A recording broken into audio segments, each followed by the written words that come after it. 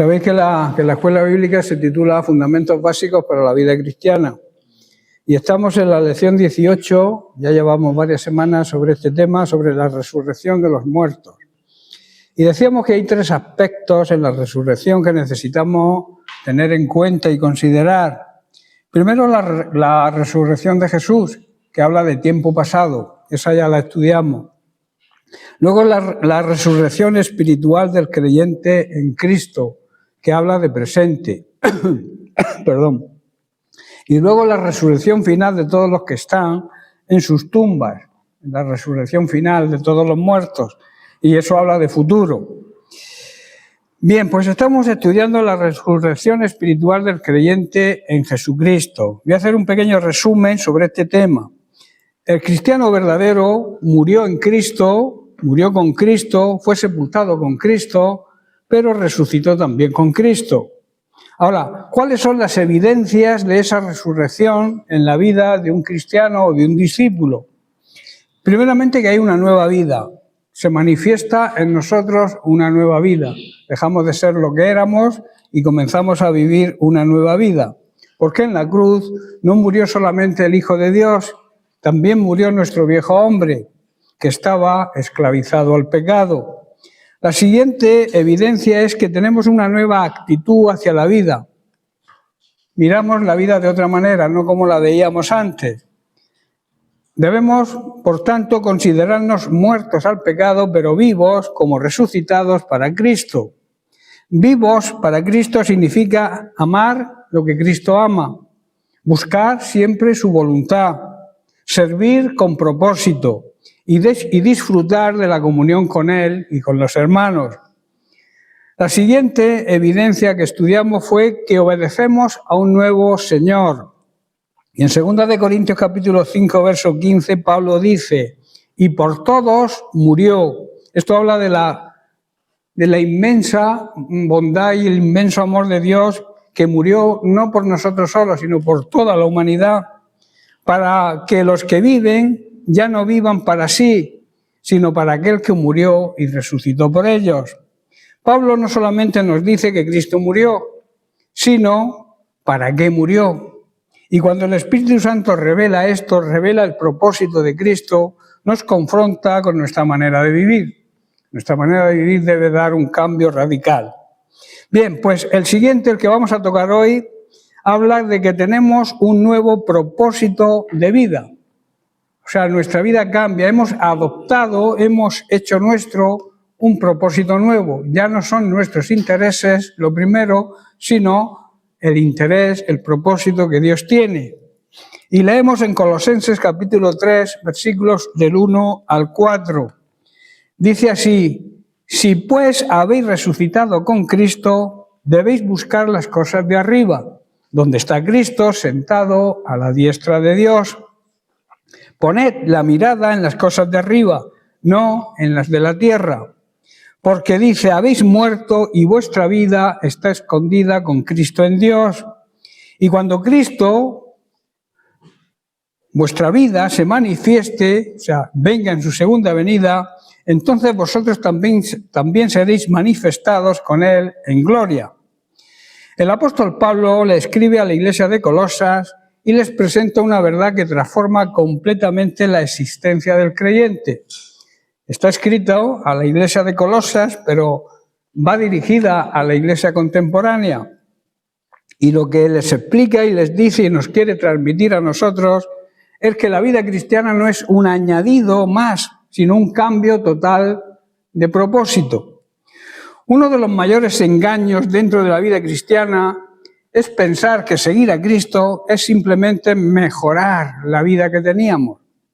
Muchos creen que Cristo viene a ayudarnos, pero nosotros seguimos gobernando nuestra vida. Él nos ayuda, pero quien gobierna nuestra vida somos nosotros. Muchos cristianos piensan así. Otros que Cristo mejora nuestro camino, pero nosotros decidimos el destino a seguir. Pero las Sagradas Escrituras no enseñan eso. El mensaje del Evangelio es mucho más profundo, más radical, más transformador. Cristo no vino a mejorar tu vida, vino a darte una vida nueva, completa. Y cuando esa vida comienza, adquirimos un nuevo propósito. No se trata, repito, de mejorar lo que éramos, sino de vivir desde una nueva realidad. Hemos resucitado porque estábamos muertos en delitos y en pecados y Cristo nos resucitó. Cuando Él resucitó, nosotros resucitamos con Él. Y en los versículos del 1 al 3, Pablo nos resume esa realidad. Cuando dice, si pues habéis resucitado con Cristo, debéis buscar las cosas de arriba. Y luego añade más adelante, porque habéis muerto y vuestra vida está escondida con Cristo en Dios. Esto habla primeramente de una nueva posición. Hemos resucitado con Cristo, no seguimos en la sepultura, hemos resucitado. Ese es el fundamento del nuevo propósito, es que hemos nacido a una nueva vida. Aquí no hay duda, hay una afirmación rotunda del apóstol. Pablo no dice, algún día resucitaremos, sino que dice, habéis resucitado. Esto habla de que estábamos condenados, muertos espiritualmente, y gracias al sacrificio de Cristo, gracias a su muerte, gracias a su resurrección, nosotros resucitamos con Él. Entonces no resucitaremos en un futuro. Resucitaremos de una manera física, cuando los cuerpos resuciten, pero espiritualmente hemos dejado de ser condenados y ahora estamos resucitados, estamos libres de la condenación eterna. Esto señala una, digamos, verdad espiritual muy poderosa. El creyente ya no pertenece a su antigua vida. Ya no vive para los mismos fines que vivíamos antes. Ya no estás gobernado por los mismos deseos, ¿verdad? Hemos cambiado totalmente. O sea, nuestro propósito ya no es el mismo. El nuevo propósito nace de una nueva identidad. Antes éramos hijos del diablo y ahora hemos cambiado de padre. Somos hijos de Dios. Y al ser hijos de Dios nace un nuevo propósito en nuestras vidas. El apóstol Pablo no está hablando de teoría, está hablando de una realidad espiritual. El creyente ha muerto con Cristo, ha resucitado con Cristo y ahora vive en una nueva dimensión espiritual. Esto significa que nuestro propósito no puede ser el mismo que teníamos antes. Si el propósito nuestro actual sigue siendo el mismo de antes de convertirnos, es que realmente no hemos resucitado con Cristo, o sea, no nos hemos convertido. Escucha bien esto, no puedes tener una nueva vida y seguir con los mismos objetivos que tenías antes. ¿Estáis entendiendo? El enfoque, el propósito, la meta cambia rotundamente, porque sería una contradicción espiritual. Significaría que dices que has nacido, pero realmente sigues muerto. ¿Comprendéis, no? Y tú imagínate a alguien que ha sido rescatado de un barco que se ha hundido, de un naufragio. ¿Volverías voluntariamente a embarcarte en ese barco que se está hundiendo? ¿Verdad que no? Rotundamente no. Porque entiendes que tu vida ha sido salvada y no puedes volver a donde estabas antes porque te vas a hundir con el barco. Muchos creyentes han sido rescatados por Cristo, han sido salvados de ese naufragio y siguen viviendo para lo mismo que antes los destruía. Eso es lamentable que muchos creyentes, muchas personas que se llaman creyentes, que saben que han sido rescatados por Cristo, pero siguen viviendo de la misma manera que vivían antes, destruyendo su vida. Por ejemplo, un preso que ha sido liberado no sigue viviendo como si estuviera encarcelado, ¿verdad? Es libre, no está en la cárcel, ¿verdad? Si lo hace, no es por falta de libertad, sino por falta de entender su nueva condición de libre. ¿Estáis comprendiendo? Eso es lo que les ocurre a muchos creyentes. Así viven muchos creyentes hoy en día, libres en Cristo, pero viviendo como si siguieran encarcelados. Un cristiano que vive preso en ataduras no ha entendido su condición de libertad. No ha entendido que Cristo, que es la verdad, nos hace libres. La segunda es una nueva dirección. Dice, buscad las cosas de arriba donde está Cristo. Es el enfoque, digamos, del nuevo propósito. Donde tenemos que enfocar nuestra mirada cuando adquirimos ese nuevo propósito. Y aquí es donde comienza la responsabilidad del creyente. Dios nos dio una nueva vida, pero nosotros decidimos dónde enfocar esa vida. ¿Estáis entendiendo? Nos da la libertad de hacer con nuestra vida lo que queramos, que miremos donde queramos. Él nos aconseja dónde hay que mirar, ¿verdad? El enfoque, las cosas de arriba, las que no perecen. Pero muchos cristianos se pasan la vida mirando el suelo o mirando las cosas de esta tierra. ¿Qué significan las cosas de arriba? No es desconectarse de la tierra. Seguimos viviendo en la tierra. Pero es vivir en la tierra, pero con la perspectiva eterna. Pensando que aquí estamos de paso y que nuestra meta es la eternidad con Cristo.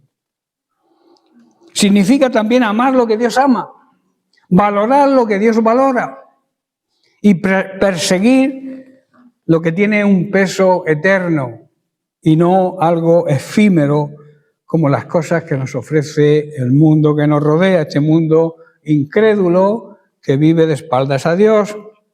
El nuevo propósito no es automático tampoco en la práctica, requiere una decisión por nuestra parte y es una decisión continua que hay que tomarla cada día, que es buscar. No dice pensar ocasionalmente, tampoco recordarlo de vez en cuando, dice buscar en imperativo. Eso es una acción constante, con intención, apasionada y, como digo, en imperativo, una orden. Esto implica prioridades transformadas. Las prioridades que debemos tener ahora no son las mismas que teníamos antes. Deseos reordenados. Los deseos que antes eran desordenados ahora tienen que estar en el orden de la palabra de Dios. Metas eternas en lugar de metas temporales. Intencionalidad. Perseverancia, constancia. Y repito, no es algo ocasional, es una búsqueda constante. Cada día debemos buscar las cosas de arriba. El creyente deja de vivir centrado en el éxito terrenal, en el reconocimiento humano, en los placeres pasajeros de este mundo y comienza a vivir centrado en la voluntad de Dios lo primero. Centrado en el carácter de Cristo, en parecerse cada vez más a Cristo. Y centrado su meta en que aquí, repito, como he dicho antes, estamos de paso. Centrar nuestra mirada en la eternidad. Que la eternidad sabéis que no tiene principio ni tiene fin. La vida aquí es una vida corta, efímera, relativamente corta, no te enteras, se pasa volando. Pero lo eterno no tiene principio ni tiene fin. ¿Qué tenemos que hacer en el tiempo efímero que estamos aquí en esta tierra? Enfocar nuestra mirada en la meta, en la vida eterna. Un ejemplo actual. 2 personas pueden vivir en la misma ciudad, trabajar en el mismo lugar, tener responsabilidades similares, pero uno vive para sí mismo y el otro vive para Cristo. Esa es la diferencia que debe haber entre nosotros y las personas del mundo. Puedes tener el mismo trabajo, pero tienes que tener distinto propósito. Tú debes trabajar solo para glorificar a Dios y sabes que Dios provee tu necesidad. Trabajas porque hay que trabajar. La Biblia lo dice en Génesis, tienes que ganarte el pan con el sudor de tu frente, hay que trabajar. Pero la prioridad es hacer el trabajo que glorifique a Dios. Porque sabes que si lo haces así, estás dándole gloria a Dios y también sabes que Dios te va a proveer de tu necesidad. La otra persona solo busca ganar dinero. ¿Estáis entendiendo? El trabajo es igual, pero el propósito es completamente distinto. La diferencia no está en lo que se ve, está en el propósito invisible, lo que hay en tu corazón. En tercer lugar, una nueva mentalidad. Poned la mirada en lo de arriba. Empieza con la transformación de nuestra mente. Poned la mirada en las cosas de arriba, no en las de la tierra. Aquí Pablo profundiza más. No solo es lo que buscas, sino en qué piensas constantemente. Porque tú puedes buscar cosas, pero ¿controlas tu mente? ¿Hay una transformación en tu mente? No basta con buscar, hay que reprogramar nuestra mente, porque la batalla del propósito se libra en los pensamientos. La mente define la dirección de la vida. Donde esté tu pensamiento, allí se va a inclinar tu corazón. Por eso es muy importante pensar de acuerdo a la palabra de Dios. Y cuando te venga un pensamiento que no cuadre con la palabra de Dios, rechazarlo. La mente también define dónde está tu enfoque.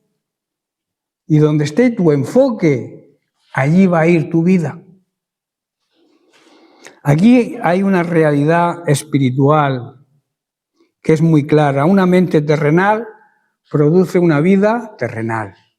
En cambio, una mente espiritual produce vida espiritual. ¿Entendéis? Un navegante no llega a su destino por casualidad, ¿verdad? Sino porque fija su rumbo, le pone un rumbo a esa embarcación, a ese barco, a ese transatlántico. No llega al puerto por casualidad, sino porque ha marcado un rumbo. Un águila no vuela bajo porque no puede volar alto. Vuela bajo cuando fija su mirada en la tierra, donde ve al conejito o ve al ratoncito para alimentarse. ¿Estáis entendiendo? No se cae por falta de capacidad, se cae por falta del enfoque que pongamos. Luego tenemos una nueva realidad. Hemos muerto. La renuncia al nuevo, renunciar al viejo propósito y aceptar el nuevo propósito. Dice, porque habéis muerto, dice el apóstol. Esto es radical. Esta frase es incómoda, ¿verdad? Habéis muerto. Pero es muy necesario. Es necesario que muramos a nosotros mismos. Porque si no morimos a nosotros mismos, la lucha la vamos a tener primero interna y después con los demás. Cuando tu orgullo prevalezca, tu egoísmo, tu egocentrismo, tu soberbia, vas a tener problemas contigo mismo, vas a tener problemas con Dios y problemas con los hermanos, muy seguramente. Por eso digo que esto es radical, porque habéis muerto. Un nuevo propósito exige una muerte total, muerte al ego, muerte a la autosuficiencia, al creernos mejor que nadie. Hemos muerto al pecado, ya el pecado no es nuestro Señor, no es nuestro dueño. Hemos muerto a nuestra vieja identidad. Hemos muerto a vivir solo para nosotros, sin pensar en los demás. El nuevo propósito, por tanto, requiere una renuncia. No podemos vivir para Cristo y para nosotros mismos al mismo tiempo. ¿Estáis entendiendo? No, eso no conjuga. Un ejemplo bíblico lo tenemos en el apóstol Pablo de Tarso y lo expresó de esta manera: con Cristo estoy juntamente crucificado. Pablo lo entendió bien, ¿verdad? Sabía que tenía que estar muerto. El viejo yo ya no debe gobernar en la vida de un nacido de nuevo. No podemos decir Cristo es mi Señor y seguir siendo dueños de nuestra propia vida. O Él gobierna o gobierno yo. No hay gobierno de coalición aquí, ¿verdad? O gobierna Cristo o gobierno yo. Muchos quieren a Cristo como Salvador, lo he dicho muchas veces, pero no como Señor. Quieren salvación, pero no rendición, no se rinden. Pero el Evangelio verdadero incluye ambas cosas: Señor y Salvador. Primero, Señor, dueño. Luego tenemos una nueva seguridad. Tenemos la vida escondida en Cristo. Esta es la seguridad de ese nuevo propósito. Dice Pablo, vuestra vida está escondida con Cristo en Dios. Esto es una verdad y es una realidad gloriosa. Nuestra vida no está expuesta al azar o a la suerte. Algunos creen en los horóscopos, en la suerte, compran lotería, juegan a las quinielas, pero nuestra vida no está basada en eso. No está en manos del sistema de este mundo tampoco. No depende de nuestra fuerza o de nuestra habilidad. Nuestra nueva vida está protegida. Nuestra nueva vida está asegurada. ¿Por qué? Porque está guardada en Dios. Esto significa seguridad en medio de la incertidumbre. Estamos viviendo tiempos de mucha incertidumbre. Muchos no saben, no captan la magnitud del problema que hay hoy en día en el mundo. Hay mucha incertidumbre de lo que pueda pasar y puede pasar de un minuto a otro. Significa paz en medio del caos. Identidad firme en medio de un mundo inestable. No depende, por tanto, de las circunstancias. No depende quizá de tus emociones. Tampoco de las opiniones humanas. Por ejemplo, un tesoro escondido en una caja fuerte, segura, no puede ser robado fácilmente, ¿verdad? ¿Y dónde estamos nosotros escondidos? En las manos de Dios. Ahí estamos seguros. Ahí nadie puede robarnos. ¿Estáis comprendiendo la similitud, el ejemplo? Un niño en brazos de su padre no teme la tormenta, ¿verdad? No porque entienda la tormenta, sino porque confía en aquel que le está sosteniendo.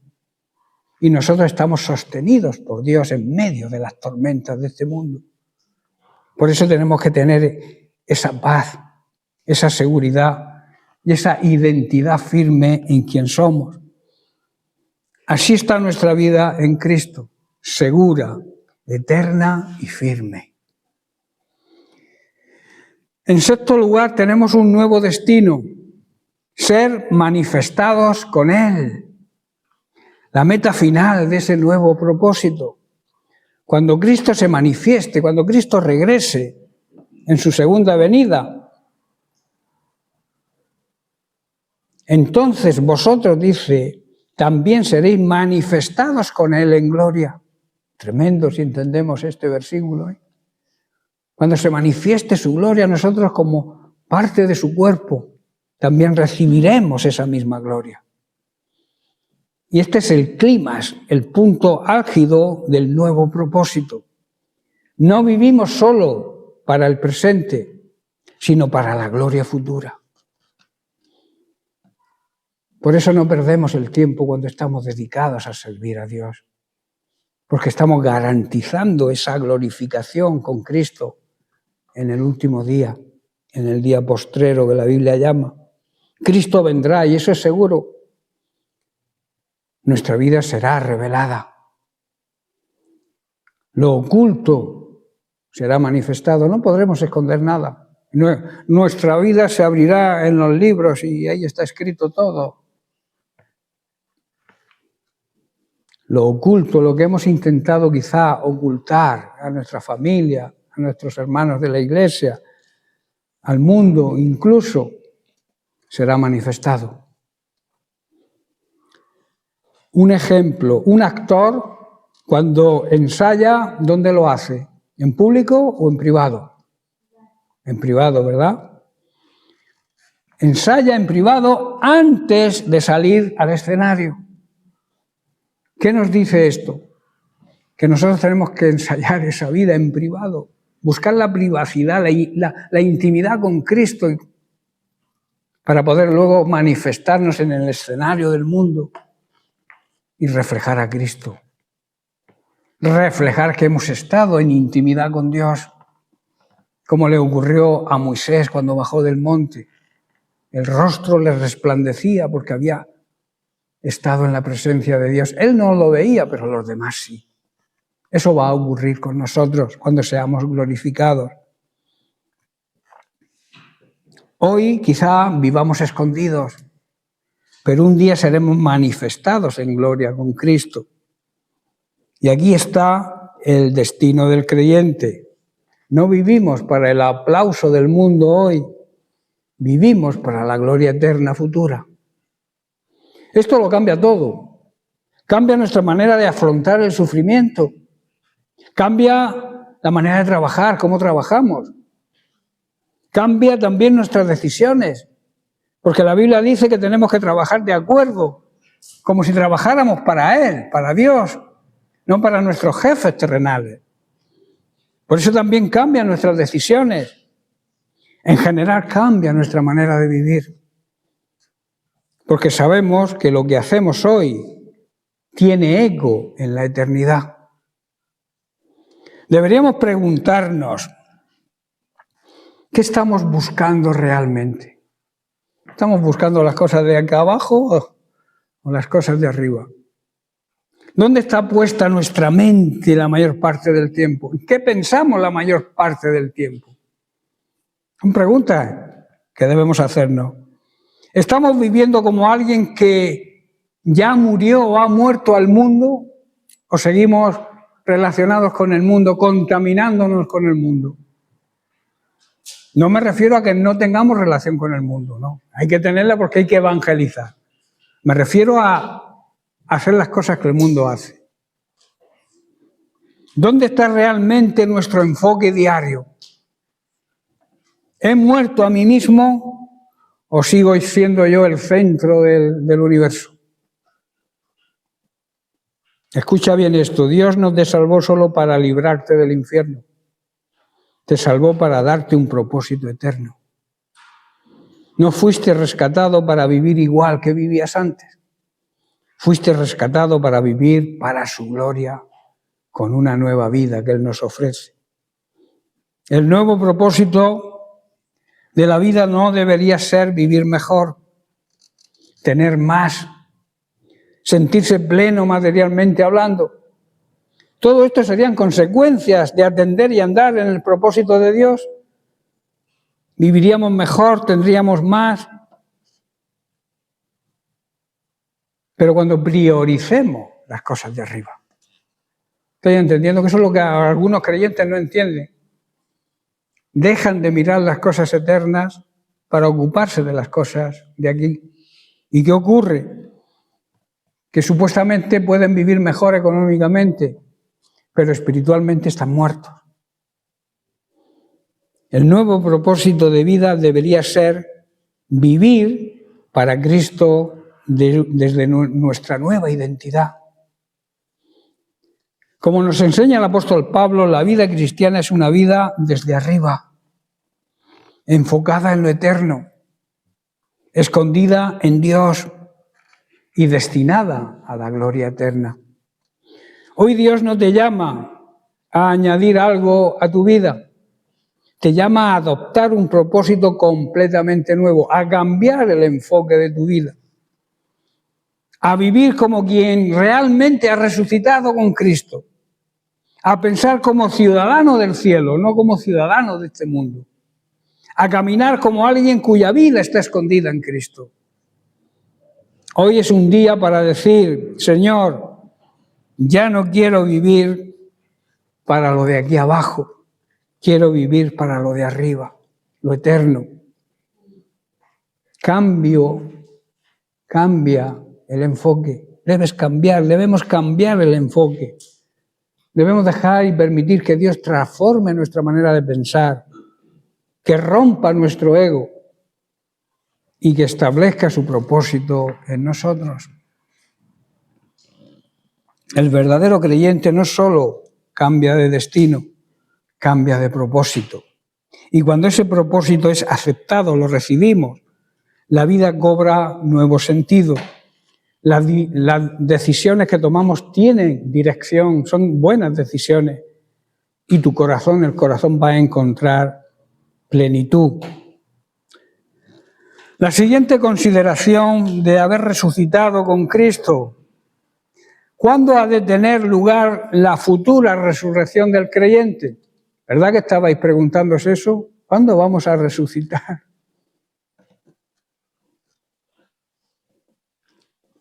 En primer lugar, la Biblia dice en el día postrero. Y esto es una enseñanza basada en el capítulo 6 de Juan. Cuando nuestro Señor Jesucristo habla en el Evangelio de Juan capítulo 6, nos está dando una gran enseñanza, no es algo superficial, es una revelación de las verdades más profundas del Evangelio. Es la seguridad eterna del creyente y la esperanza gloriosa de su resurrección.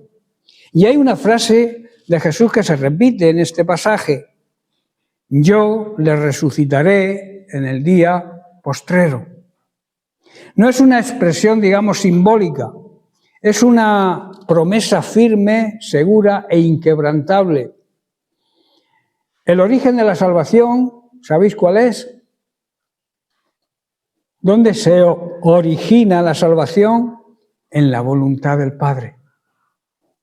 Él decide, por su propia voluntad, salvar a la humanidad que estaba muerta, estaba condenada. Dice, y esta es la voluntad del Padre, que todo lo que me diere no perdiera yo nada. Nuestro Señor presenta la salvación desde su raíz. No comienza en el hombre, la salvación no comienza en ti ni en mí, comienza en Dios. La salvación es iniciativa divina. Y aquí hay una verdad central. No eres salvo porque buscaste a Dios primero. Eres salvo porque Dios te buscó a ti. ¿Estáis entendiendo? Es una gracia recibida del Padre. Eso trae una seguridad profunda. Lo que Dios comienza, Dios lo termina. Un arquitecto no abandona una obra a medio construir, ¿verdad? ¿Cuánto más Dios no abandonará la obra de salvación en nuestra vida? Si un arquitecto, que es un ser humano, jamás abandona algo que comienza, ¿pensáis que Dios va a abandonar lo que ha comenzado en nosotros? Que es la obra de la salvación. Luego tenemos la seguridad del creyente. Dice la Biblia que no se pierde ninguno. Que no pierda yo nada, dice Jesús. Aquí Cristo habla con autoridad absoluta. Jesús no dice, intentaré que no se pierdan, ¿verdad? Haré lo posible para que no se condenen. Jesús dice, no pierdo ninguno. Rotundidad. Esto significa que la salvación no depende de nosotros ni de nuestras fuerzas. Depende del poder de Cristo. El creyente verdadero está seguro en las manos de Cristo. Un niño puede tropezar, pero no deja de ser hijo, ¿verdad? Nosotros, por mucho que tropecemos, jamás dejaremos de ser hijos de Dios si hemos nacido de nuevo. El creyente puede fallar, claro que sí. Puede cometer errores, fallos, pecados puntuales, pero no deja de pertenecer a Cristo. El problema es cuando pecamos sabiendo que estamos pecando, lo hacemos conscientemente. Si lo hacemos conscientemente, porque en realidad no somos hijos de Dios todavía, no hemos nacido de nuevo. Si pecamos conscientemente, si yo peco sabiendo que peco, es porque realmente no he nacido de nuevo.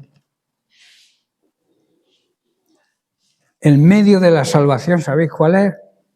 Ver y creer. Dice, todo aquel que ve al Hijo y cree en Él. Estamos viendo a Jesús. Estamos viendo el modelo a seguir, que es Jesús. Y luego creemos en lo que Jesús hizo y sigue haciendo. Aquí se nos muestra la respuesta. Dos acciones. Ver significa reconocer quién es Cristo. Hemos reconocido realmente quién es Cristo. Sabemos quién es Cristo de verdad. Y luego creer significa confiar plenamente en Él. No a medias. No cuando los problemas son pequeños, sino cuando los problemas son bien gordos. Es cuando hay que confiar más en Él, plenamente. Y aquí hay algo muy importante. No es un conocimiento intelectual. La fe no es un conocimiento con la mente. Es una fe viva que nace en el corazón, una fe personal y una fe activa que transforma. No es saber de Cristo, es depender de Cristo. Cristo, el pan de vida. Y esto no es el devocional, pan de vida. En este pasaje Jesús declara, yo soy el pan de vida. Esto significa que Él es esencial, es la esencia del Evangelio, no es una opción. Y que Él es el sustento y no el complemento. Así como el cuerpo necesita alimento diario, el alma necesita a Cristo continuamente. Necesita su palabra, comer el alimento espiritual que es su palabra.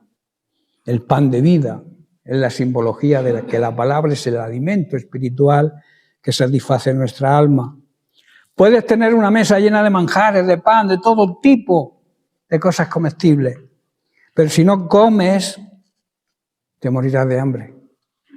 Con verlo no te alimenta, ¿verdad? Por mucho que sea muy apetecible lo que haya en la mesa. Si no te lo comes, no produce efecto. Pues lo mismo ocurre con Dios y su palabra, el pan de vida. Si no comemos el pan de vida cada día, no hará efecto en nosotros. Nos moriremos de hambre espiritual, claro está. Puedes tener acceso a Cristo, pero si no crees, no hay vida en ti. Puedes saber de Cristo, conocer de Cristo, quizá históricamente, un Cristo histórico, pero si no crees realmente en Él, y creer también significa obedecer, no hay vida en ti. Luego tenemos una verdad difícil, que muchos no entienden: comer su carne y beber su sangre. El que come mi carne, dice, y bebe mi sangre. Estas palabras son difíciles de entender para muchos, pero Jesús no habla literalmente, habla espiritualmente. ¿Qué significa, por tanto? Significa apropiarse de Cristo por fe. Significa depender completamente de lo que Él hizo, de su sacrificio, de su muerte y de su resurrección. Hacer de Él la base de nuestra vida, eso significa comer su carne y beber su sangre. Esto es una relación viva, no un ritual externo, no una liturgia. Y luego tenemos la promesa gloriosa, la resurrección en el día postrero. Aquí está, digamos, el corazón del mensaje, cuando Él dice, yo le resucitaré en el día postrero. Esta frase aparece varias veces en este pasaje. Ahora, ¿qué es el día postrero? Es el día final, cuando Cristo regrese. Los muertos en Él resucitarán primero. La vida eterna será plenamente manifestada. Ahora la podemos vivir como un anticipo, pero cuando Él regrese, entonces tendremos la manifestación plena y completa de esa vida eterna. Y aquí surge una verdad gloriosa. El creyente no solamente tiene vida eterna futura, ya la tiene ahora, pero tendrá su consumación total en ese día. ¿Estáis entendiendo? ¿Me estoy expresando claramente? Sí. Por ejemplo, una semilla enterrada parece muerta, ¿verdad? Tú coges un granito, una semilla, un grano de panizo, de trigo, de arroz, y lo entierras y parece muerta. ¿Verdad o no? Sí. Pero en el momento correcto brota con vida. Tremendo, ¿verdad? Así es el cuerpo del creyente. Se siembra, se sepulta, pero ese día postrero, será levantado en gloria.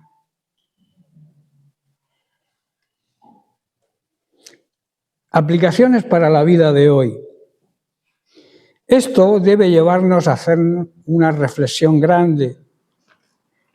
Primero, ¿qué seguridad tenemos? ¿Estoy confiando en mi esfuerzo o confío en Cristo y en su obra? También significa fe verdadera, no una fe que a la mínima desaparece, no la fe de palabras, sino una fe activa, una fe que obra. ¿He creído realmente o solo tengo conocimiento? También dependencia diaria. ¿Estoy alimentándome de Cristo, de su palabra cada día?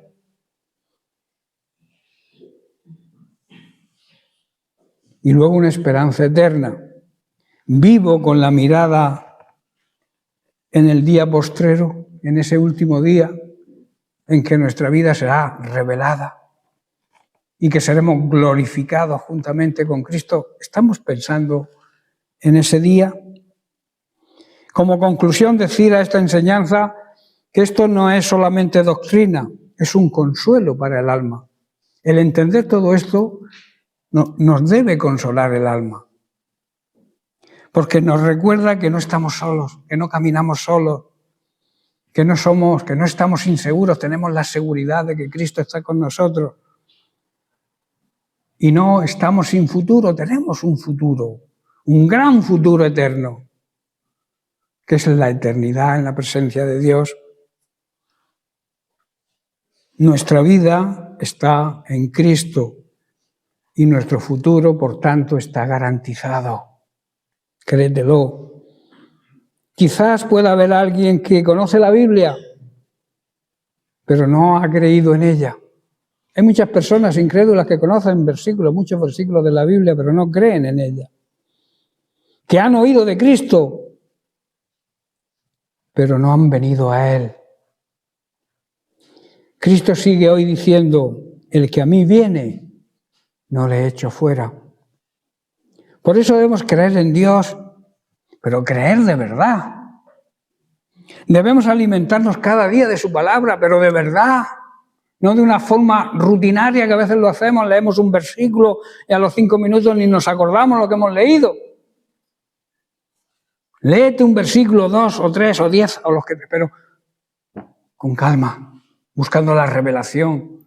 Pídele al Espíritu Santo que te revele lo que vas a leer.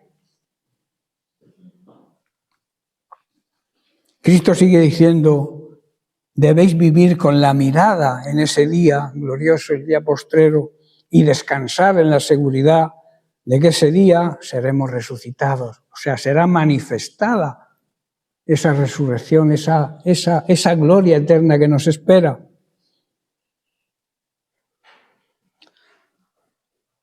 Seguimos con la pregunta, ¿cuándo ha de tener lugar la futura resurrección de Jesucristo, del creyente, perdón? En la resurrección, repito, del día postrero. En Juan capítulo 11, 23 y 24 dice que cuando la fe conoce la doctrina, pero olvida a la persona. A veces hay personas que conocen la enseñanza, la conocen, pero olvidan la persona de Jesucristo.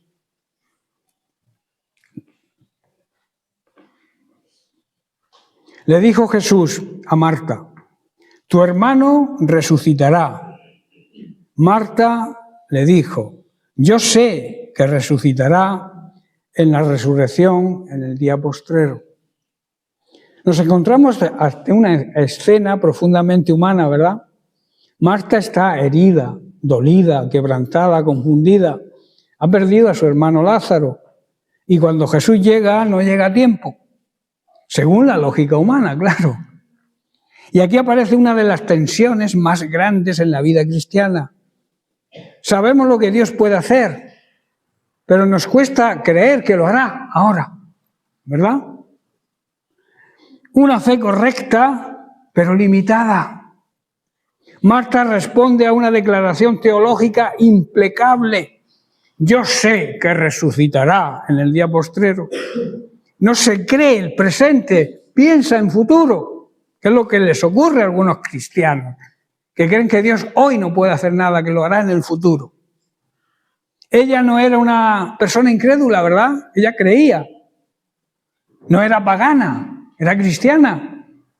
No estaba negando la resurrección, pero su fe estaba pospuesta, momentáneamente aplazada.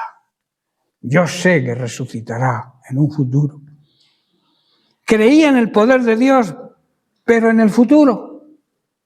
Creía en la promesa, pero no en el presente.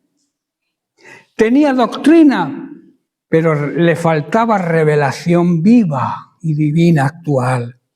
¿Cuántas veces nosotros, y ya estoy terminando, cuántas veces nosotros estamos igual? Si Dios me sana, sí, pero no sé si ahora. Dios me provee, pero esto ya está perdido. Si Dios restaura, sí, pero mi casa es diferente. Yo no tengo arreglo. ¿Cuántas veces pensamos así? Siempre aplazamos la fe. Marta tenía fe, pero había encerrado el poder de Dios no en el hoy, sino en el mañana. ¿Estáis entendiendo lo que ocurre a veces con los creyentes? Pero Jesús rompe los límites del pensamiento religioso. Jesús no le discute a Marta la doctrina. Jesús la levanta, la eleva. Y un versículo después, Jesús declara: yo soy la resurrección y la vida. Estaba diciendo lo que es, jamás llega tarde, porque donde llega Él está la resurrección y la verdadera vida. Es como si le dijera a Marta, no se trata solo de un evento futuro, se trata de una persona presente que soy yo, y lo puedo hacer hoy. El problema de Marta no era la ignorancia, es que había separado la promesa de Dios, la presencia de Dios en Jesús. Había olvidado que Jesús era Dios y que tenía poder para resucitar a su hermano. ¿Estáis entendiendo? Y escucha bien, y ya termino. Cuando Jesús está presente, el futuro invade el presente. ¿Estáis entendiendo? El peligro de una fe aplazada, corremos un peligro cuando aplazamos la fe. Hay creyentes que viven siempre en el día postrero. Algún día seré libre. Algún día cambiaré. Algún día Dios hará algo en mí. Pero Jesús no vino solo a asegurarte el cielo. Vino a manifestar su vida ahora, hoy, a través de nosotros. La fe que solo mira al futuro se resigna en el presente, acepta lo que le ocurra en el presente. Marta prácticamente estaba diciendo: Señor, ya no hay nada que hacer, has llegado tarde. Creo en ti, creo en la resurrección de los muertos, pero a hoy esto ya no tiene remedio. Es lo que estaba diciendo Marta, ¿verdad? Pero Jesús jamás llega tarde. Él llega en el momento donde su gloria será más evidente. De conocer una verdad a experimentar a Cristo. Marta conocía la verdad, pero no había tenido una experiencia real y rotunda con Cristo. Marta conocía la verdad, la resurrección, sabía que creía en la resurrección, pero Jesús quería que conociera algo más grande, que le conociera a Él mismo. ¿Estáis entendiendo? Y eso es lo que nos ocurre a veces, que tenemos que buscar más al que hace el milagro que el milagro. Porque no es lo mismo decir creo en la resurrección a decir conozco y creo a aquel que resucita. ¿Estáis entendiendo, verdad? No es lo mismo creer en los milagros que caminar con el Dios de los milagros. Y como aplicación final, ¿dónde has puesto tu esperanza? Tal vez tú estás como Marta, con una fe correcta, con palabras bíblicas correctas, pero con el corazón resignado a que Dios actúe en el futuro. Tal vez has puesto tu esperanza en algún día, pero hoy el Señor te dice, como le dijo a Marta, tu hermano resucitará. Es decir, esto no ha terminado. Lázaro no ha terminado. Ahora empieza la nueva vida. Aunque huela a muerte, aunque lleve 4 días muerto, aunque todo parezca cerrado, Jesús sigue siendo la resurrección y la vida. Marta dijo, yo sé. Jesús le mostró, yo soy. ¿Qué diferencia? No es solo lo que sabes, es a quién conoces. Porque cuando conoces a Cristo de verdad, la tumba deja de ser el final. El Señor no nos ha pedido que lo entendamos todo. Nos está llamando a confiar y tener fe en Él, ahora, no en el futuro. No mañana, no en el día postrero, hoy nos está llamando a tener fe. Porque donde está Jesús, la esperanza, el milagro no se aplaza, se manifiesta. ¿Amén? Amén. Bien, pues lo dejamos aquí, seguiremos la semana que viene con el mismo tema porque no ha terminado. Que Dios les bendiga.